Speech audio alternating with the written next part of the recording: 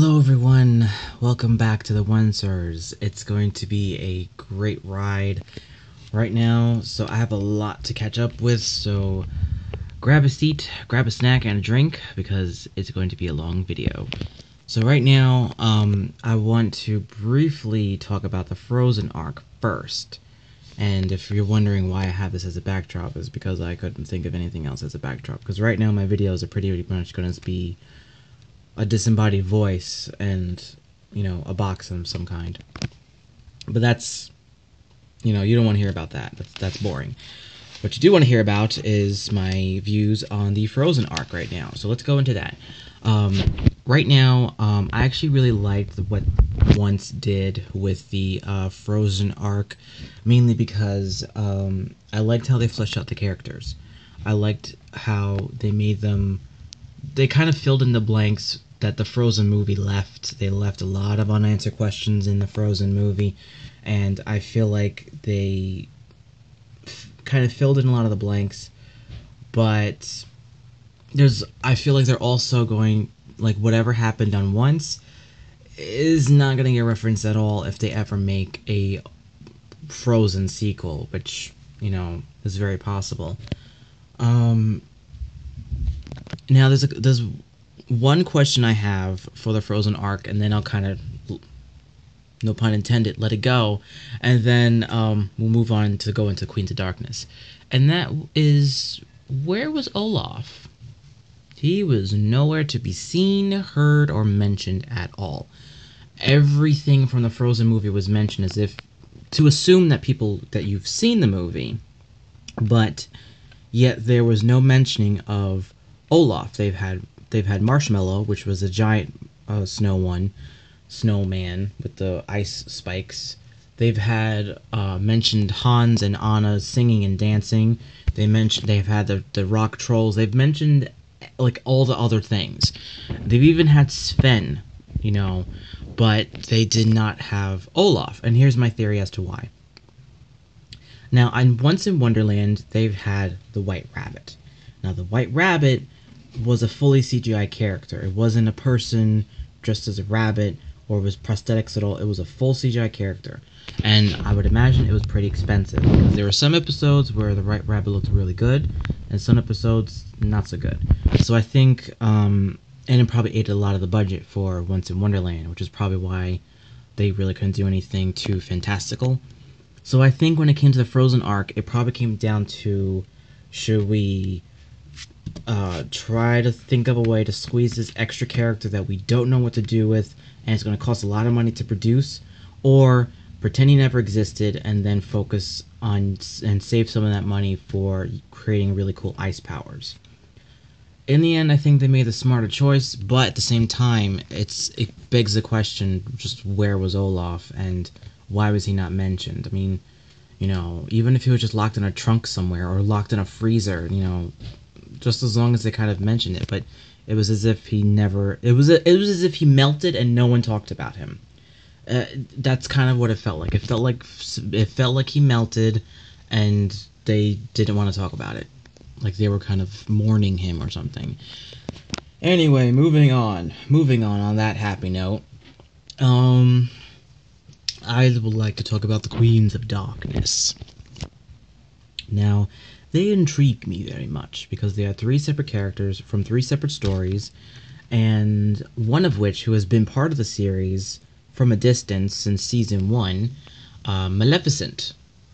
Now, Maleficent, she really, hold on a second. Now, Maleficent has been here since the very beginning. Sorry about the camera thing. I just did it so I could be hands-free, because it was getting kind of tiring.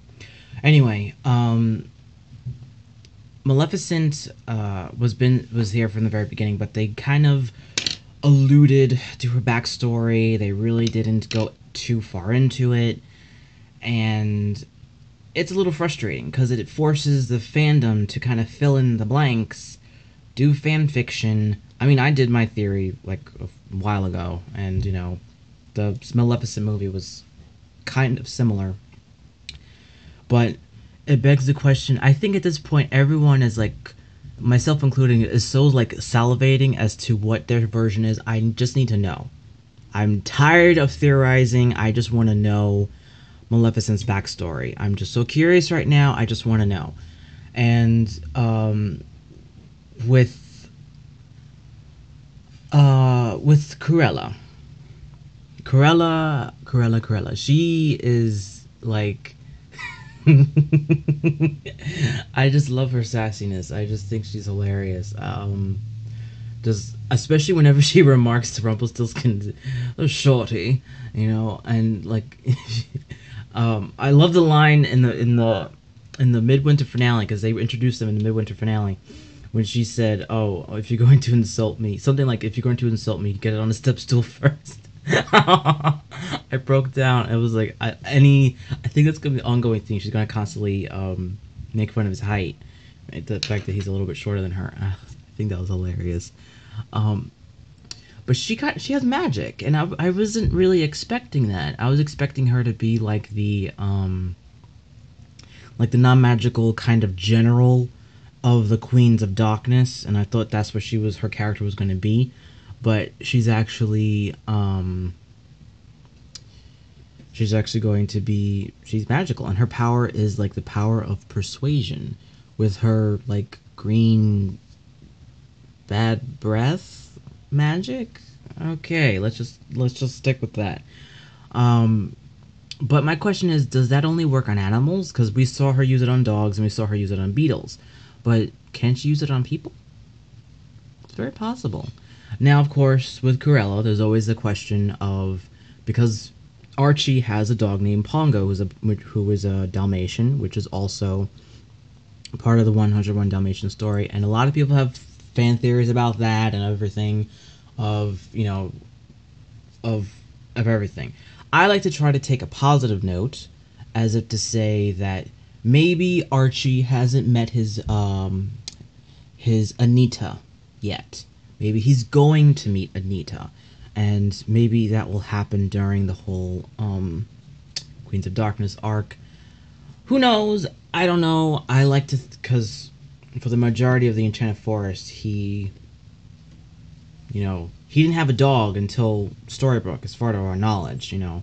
So anything's possible, but he may take a part in her portion of the arc. And I think in general, each Queen of Darkness may try to get some sort of revenge on their respective hero from their story. But the thing is, when it comes to Maleficent, of course, they alluded to everything of her story, Aurora and the Blue Fairy. Everyone's had 1,001 theories. I just want to know what it is. But with the character Ursula, I am very befuddled and confused because with last season, Regina impersonated her. I know Regina wasn't her, and Regina was just impersonating her. But in Prince Eric's kingdom, Ursula was revered as a goddess, a sea goddess, and here she's just a villain. She's just a sea witch again. So I'm a little confused as to what she really is. Is she a goddess? Is she a villain? Is she a witch? Is she a witch trying to pose as a goddess? And is that her motivation? Because there's also theories or leaks, I should say, that King Triton will be part of this arc. And in the original draft of the Little Mermaid movie, which was taken out, and in the actual Broadway musical, King Triton and Ursula were in fact siblings, which would make Ursula and Ariel niece and aunt. So I think they may go that route with Once Upon a Time, where King Triton and Ursula may in fact be siblings. But they haven't really alluded to the fact of Ariel being the daughter of King Triton.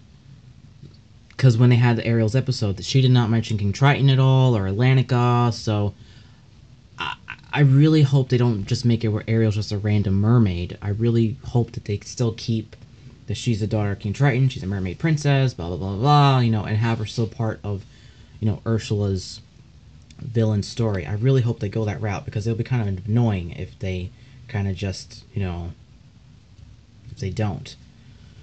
So now my theory with Ursula King Triton is that I think her motivation in general is that she wants to be considered a goddess, a sea goddess, and she wants to overthrow King Triton. And she partially succeeded by having a small kingdom revere her as a goddess, which is Prince Eric's kingdom, and she wanted to spread over to all the ocean kingdoms, all the kingdoms in general. But I think King Triton prevented that from happening, and so she's only considered a goddess in one small kingdom. So that's my theory. It could be totally off, and or they could just totally backtrack and pretend that everything in that previous episode never happened. Let's talk about what happened at the end of the episode. Now, at the end of the episode, right before it, the Fantasia demon, which I was like totally geeking out when they saw that, was going after what looked like Regina and Emma, and like, oh, it's going after them. But then Regina poofed out of the car. It was still attached to the car, attacking Emma, and I was thinking, okay, that's not good.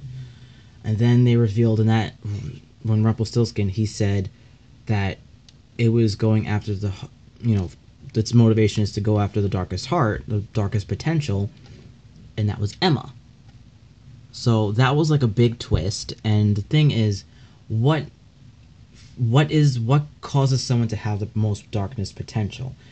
Is it that they had a bad upbringing? Is it that the fact that they have a lot of magic? Is it both? I don't know. I mean, it begs a lot of questions as to what makes someone the potential for evil. I mean, because right now she's doing good, everything's fine, so what's going to make her go off the deep end? But then that brings me back to Snow, Charming, Ursula, and Corella. Now, they didn't want them to cross the town line, not because they didn't think they were reformed, which was probably partially, but also because they have a deep, dark secret. Oh boy, this is going to be really bad. Now, I have absolutely no theories as to what the secret itself is. No clue whatsoever, because that completely threw me for a loop. But I have one little side theory as to I think Emma will eventually find out the secret, whatever it is. And I think the Queens of Darkness will use that as a ploy to kind of pull Emma in and have her join them. So I think whatever the secret is, I think Charming knows whatever it is. I think he was there in the thick of it. He didn't have to look like he just heard about it or she just told him, because this is something that I think even worse than the whole Regina Daniel thing. I think it's worse than that, because she was able to talk to David about that eventually and talk to other people about that because she felt bad, but it wasn't, But I think it's even worse than that, because this is something she doesn't want anybody to know. So this has got to be really bad. How bad? I don't know. Maybe a whole world exploded. I don't know. Realm vanished into another dimension. I have no clue. I have honestly no clue. But I think whatever the secret is, Emma will find out, and then it's going to make her want to have sympathy for the Queens of Darkness and join them on their side, on their track for their happy endings. But this still begs the question: what do they each consider their happy ending?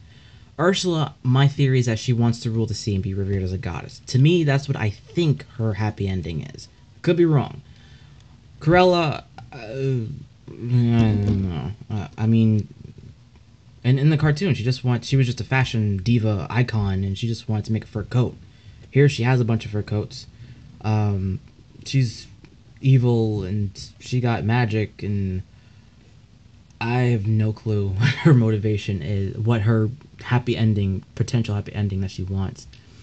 Maleficent, here's my theory on what I think Maleficent's happy ending, what she might want, is that she might want to, like Zelena, be accepted back into the fairy family, and like the way Tinkerbell was. Tinkerbell was, I don't believe in you anymore. She dropped and didn't have any magic. But Tinkerbell got her magic back. So I think what happened was, Maleficent, she went to darkness, and that's how she got her dark powers and whatnot. So I think she probably just wants to be considered a good fairy again. It's kind of flimsy, I know, but it's all I can think of at the moment.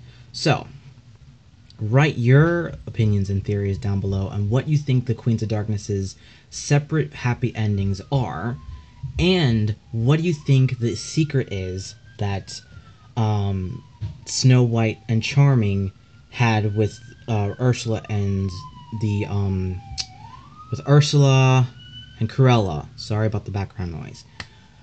So, I'm sorry I don't have any fan art for you this week.